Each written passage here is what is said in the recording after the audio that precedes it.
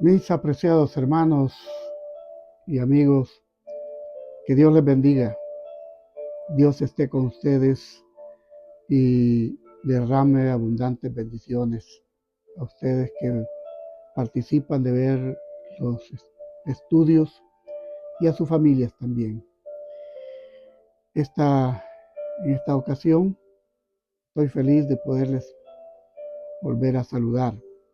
Recuerden, me saluda el pastor Osmin Hernández desde el estado de Illinois. Estoy feliz de poder continuar compartiendo la palabra desde este lugar. Sé que más de una de las personas de los 280, 250, 300 que ven los estudios o los compartes son bendecidos, así como yo lo soy. Y sigo diciéndoles, no soy el único, no soy el más sabio, tampoco el mejor, pero alguien con una necesidad tan grande de seguir recordando lo que he aprendido y compartiéndolo. Porque mientras tanto yo te comparto, yo sigo aprendiendo. Bien, vamos al estudio esta vez. Eh, vamos vamos a nuestro estudio. Le hemos dado un título muy singular. El título que le hemos dado es Dos gemelos inseparables, arrepentimiento y confesión. No pueden separarse. A veces, mi querido, a veces hay quienes tratan de justificar el pecado y le dan vueltas de una manera y otra. Pero como dicen en Costa Rica, es un refrán que aprendí allá. Hay cosas que parecen bolsas que vueltas al revés son bolsas otra vez. Le dé vueltas como le dé vueltas, el pecado sigue siendo pecado. Es una lepra que el hombre no le puede dar solución, no le tiene cura. Ahora, no se debiera hacer eso de justificar el pecado. ¿Cómo lo hizo cómo lo hicieron nuestros primeros padres? A Eva, Adán culpó a Eva culpó a la serpiente, finalmente a quien culpaban fue a Dios, a él culparon, porque ¿quién hizo la serpiente? Ah, nosotros somos todos agentes morales, libres, tenemos el privilegio de libre albedrío, con el derecho a elegir. Podemos elegir lo recto o lo incorrecto. Eso usted lo puede decidir. Entonces, ahora que hemos con estas palabras introducido nuestro estudio, vamos a la primera pregunta de nuestro estudio de hoy. ¿Qué es necesario para que seamos perdonados del pecado? ¿Qué se hace necesario? Bueno, no olvidando que este es el libro que tenemos que leer. Primera de Juan, capítulo 1, verso 9. Ya dije, muchos de los textos que comparto en algunos estudios, los comparto en otros debido a la necesidad de que la Biblia conteste nuestras preguntas. Y entonces dice aquí, si confesamos nuestros pecados, Él es fiel y justo para que nos perdone nuestros pecados y nos limpie de toda maldad. Primera de Juan 1:9. Entonces, ¿qué es necesario? ¿Qué se hace necesario para que sean perdonados nuestros pecados? Por supuesto, confesarlos a Dios, ¿verdad? Eh, Daré algunas recomendaciones en la siguiente pregunta. Vamos a la segunda pregunta. ¿A quién debemos confesar nuestros pecados? ¿A quién? Esto es muy importante que lo tomes en cuenta. Voy a hacer mención de algunas cosas que espero te ayuden y no lo tomes como si el pastor Osmín Hernández tiene el propósito de hacer crítica. No, por supuesto que no, mi estimado amigo y mi estimado hermano. Aquí vamos a contestar la pregunta: ¿a quién debemos confesar nuestros pecados? Salmos 32:5 dice: mi pecado te declaré y no encubrí mi iniquidad. Confesaré, dije, contra mí mis rebeliones a Jehová, y tú perdonaste la maldad de mi pecado. Y tú perdonaste la maldad de mi pecado. Entonces, lo que voy a decirte ahora comentando este texto es que los pecados privados o personales se deben confesar a Dios en el nombre del Señor Jesucristo.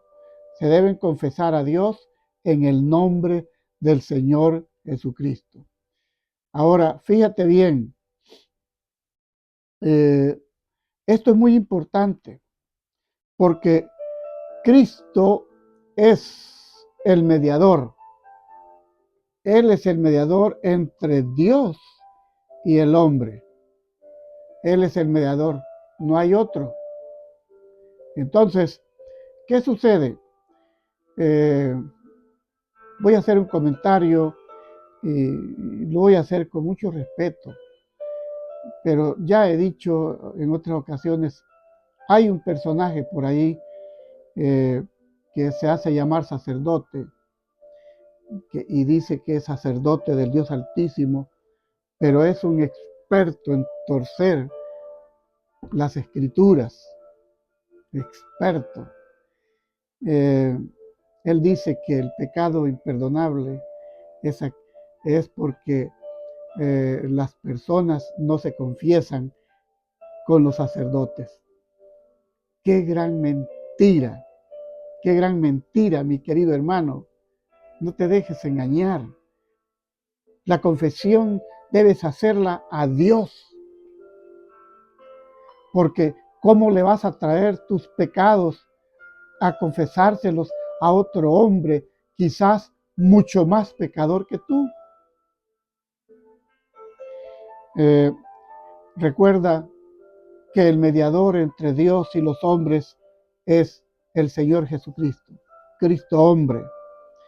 Dice Primera de Juan 2:1, si alguno hubiere pecado, abogado tenemos para con el Padre a Jesucristo el justo. Abogado, mediador, no mediadores. Abogado, no abogados o abogadas, no. Tenemos un abogado ante el Padre, al Señor Jesucristo. Todo pecado es contra Dios y se debe confesar a Él por medio del Señor Jesucristo. Además, el pecado abierto, aquello que hiciste, que lo saben, cometiste un error público, debes también hacer una confesión abierta. Y cuando se ha dañado a una persona en específico, ese daño se debe arreglar con la persona de forma personal.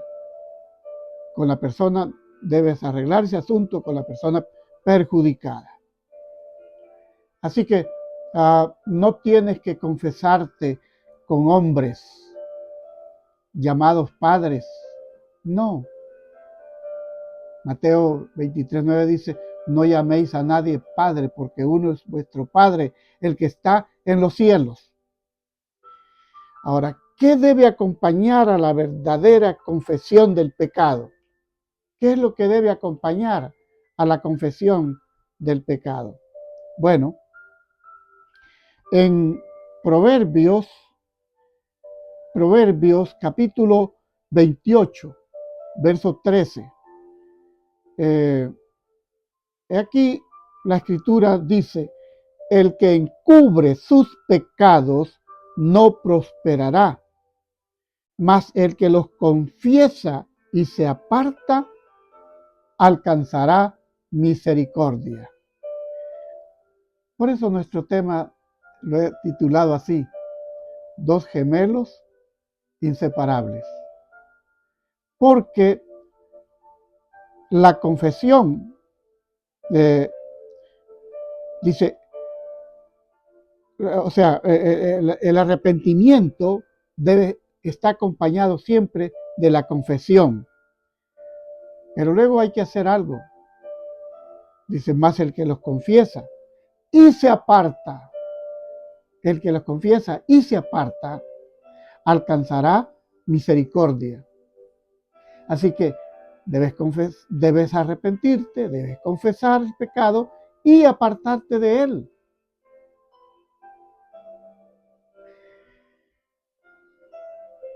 Cuando los fariseos y saduceos venían para que Juan el Bautista los bautizara, porque también ellos venían, él les dijo en Mateo 3:8, haced pues frutos de arrepentimiento, haced pues frutos de arrepentimiento.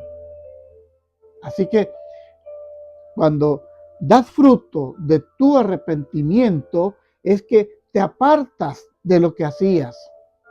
¿Eras borracho? ¿Te arrepentiste? Dejaste de beber, no más. ¿Vivías en fornicación? Dejaste, te arrepentiste, confesaste, dejaste la fornicación. ¿Robabas? Te arrepentiste, confesaste, dejaste de robar. Eso es. Entonces, vamos a la siguiente pregunta. ¿A quién vino Jesús a llamar al arrepentimiento? Mateo, capítulo 9, versículo 13. Jesús dijo, no he venido a llamar justos, sino pecadores al arrepentimiento. No he venido a llamar justos, sino pecadores. Entonces, ¿a quiénes vino Jesús a llamar para el arrepentimiento? Por supuesto, a los pecadores. ¿Y cuántos somos pecadores? Todos, ¿no? Todos. ¿Lo has escuchado de mí? Leyendo de las Escrituras. Por cuanto todos pecaron y están destituidos de la gloria de Dios. Entonces, vamos más adelante en nuestro estudio. ¿Qué es lo que guía a una persona al arrepentimiento? ¿No te parece una excelente pregunta para responder, para buscar una respuesta bíblica? ¿Ah? ¿No te parece que es necesario que miremos qué es lo que dice la Biblia? Vamos a ver en Romanos, capítulo 2, verso 4. Dice aquí, ¿o menospreciáis las riquezas de su benignidad y paciencia y longanimidad, ignorando que su benignidad te guía al arrepentimiento? Entonces, ¿qué es lo que guía a la persona finalmente a arrepentirse? Es la benignidad de Dios. ¿Sabes? Si Dios nos tratara como nosotros hacemos, nos hubiese aniquilado hace mucho tiempo. Pero Dios es tan bueno y sigue dándonos oportunidad. Sigue dándonos oportunidad. Pero seguimos avanzando para que el tiempo nos dé cuál es la actitud de Dios hacia la persona arrepentida. ¿Cuál es la actitud de Dios? Segunda de Pedro 3:9. Parte de lo que yo llamo Apocalipsis de Pedro. Dice aquí, el Señor no tarda su promesa, como algunos la tienen por tardanza. Y no estamos hablando hoy específico sobre la segunda venida. Pero es en este texto donde encontramos respuesta a la actitud de Dios. Sino dice que es paciente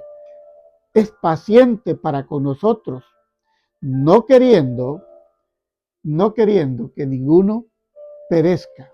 Ese es el asunto. Así que parece que el arrepentimiento y el reconocimiento de la verdad van juntos.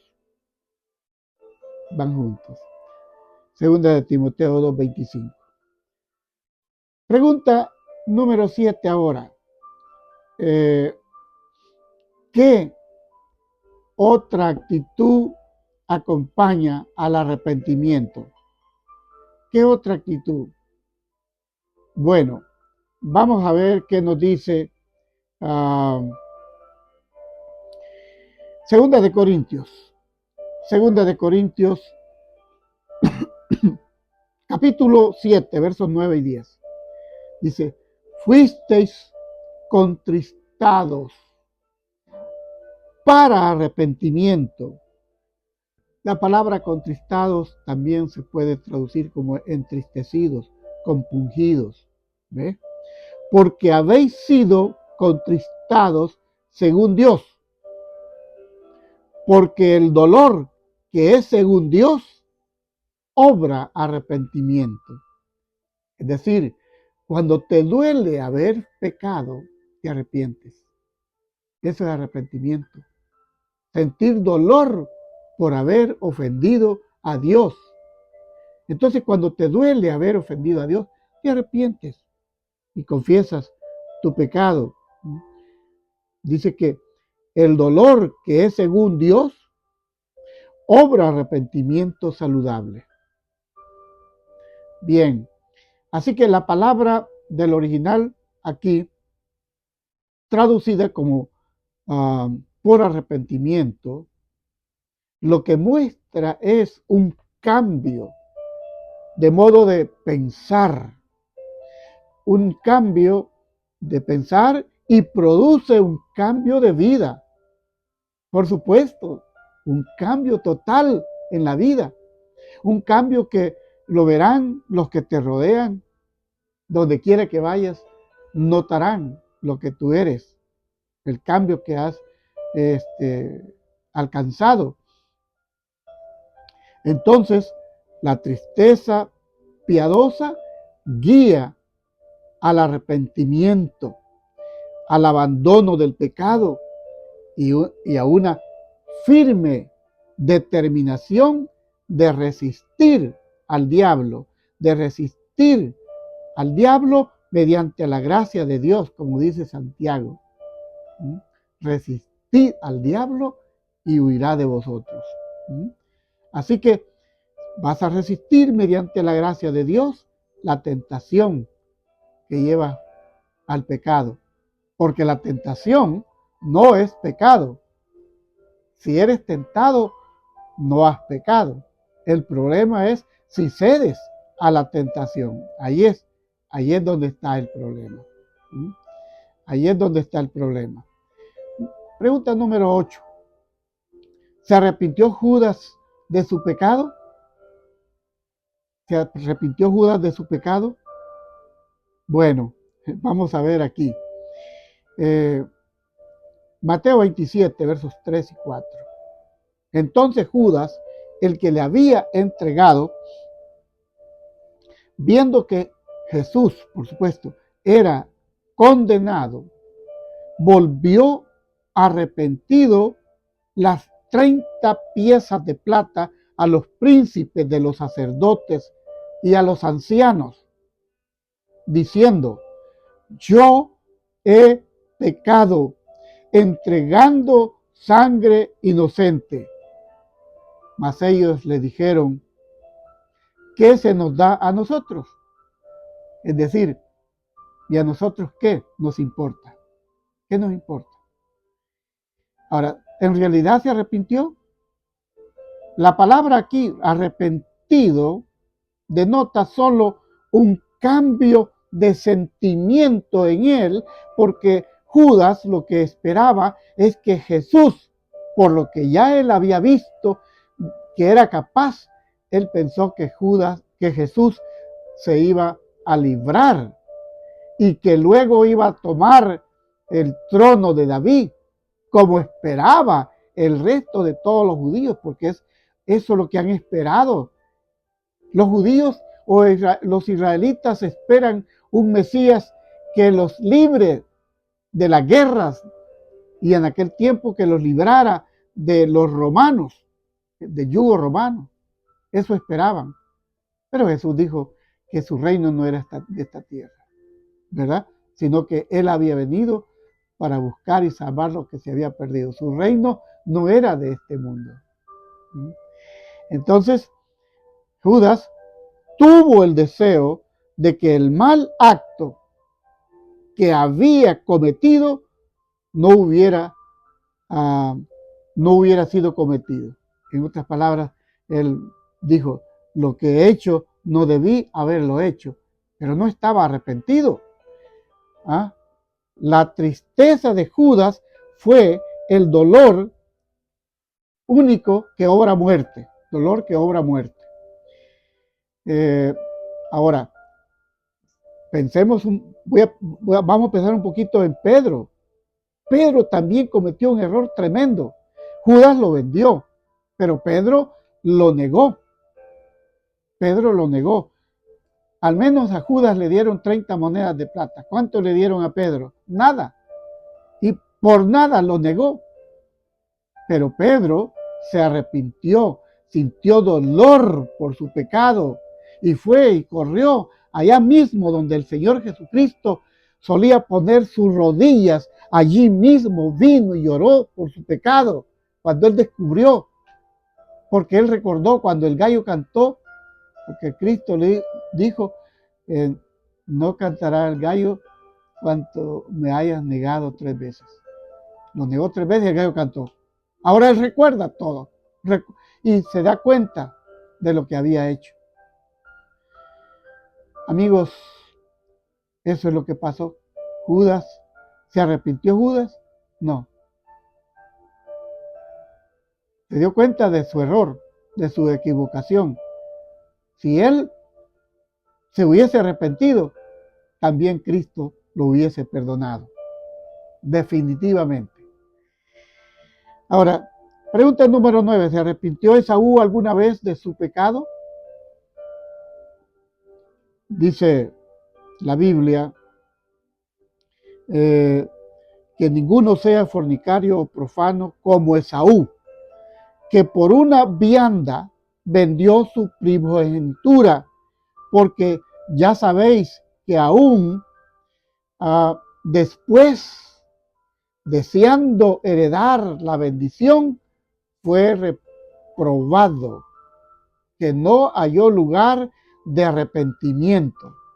No halló lugar de arrepentimiento. Aunque la procuró con lágrimas, no lo logró. Qué tremendo, ¿verdad? Bien, entonces, aquí se arrepintió, vamos a ver, ¿se arrepintió Esaú? No se arrepintió. Él no estaba arrepentido. Entonces, vamos a la última pregunta porque el tiempo se nos fue. ¿Qué buen resultado produce el verdadero arrepentimiento? Hechos 3:19. Pedro dijo, arrepentíos y convertíos para que sean borrados vuestros pecados, pues que vendrán los tiempos del refrigerio de la presencia del Señor. Hermanos y amigos, el que no se arrepiente no puede ser perdonado. debes arrepentirte. Debe arrepentirse para ser perdonado. Cualquier persona, fíjese bien, cualquier persona puede cometer el pecado imperdonable. Cuando no se confiesa, el pecado imperdonable es aquel que no se confiesa. Eso sucede debido a la continua resistencia a Dios de no confesar. De modo que el corazón se endurece como se endureció el corazón del faraón y ya no responde a la voz de Dios. Yo quiero decirte algo, mi amigo o hermano. Quizás esté hoy hablando en este estudio para un hermano que se ha alejado y dice, yo ya estoy alejado, y algunos llegan a decir, ya el Señor no me va a perdonar. Si todavía te hablan de la palabra de Dios, si todavía estás escuchando la palabra de Dios, es porque el Espíritu de Dios te está buscando y quiere que tú te arrepientas. Pero si uno siente tristeza por haber pecado, si sientes tristeza por haber pecado y deseas arrepentirte y confesar tu pecado, esa es evidencia que el Espíritu Santo todavía te está llamando a tu corazón. Como resultado entonces del arrepentimiento genuino, hay gozo en el cielo, lo que dice la Biblia. Cuando el ladrón que moría en la cruz confesó sus pecados y se arrepintió, Jesús le concedió el perdón y la seguridad de la salvación. No la seguridad de que se iría al cielo ese mismo día, no. Le concedió la seguridad de la salvación. Lucas 23:43. Porque eso fue lo que él pidió. Acuérdate de mí cuando vengas en tu reino. Cuando Zaqueo confesó sus pecados, ¿qué pasó?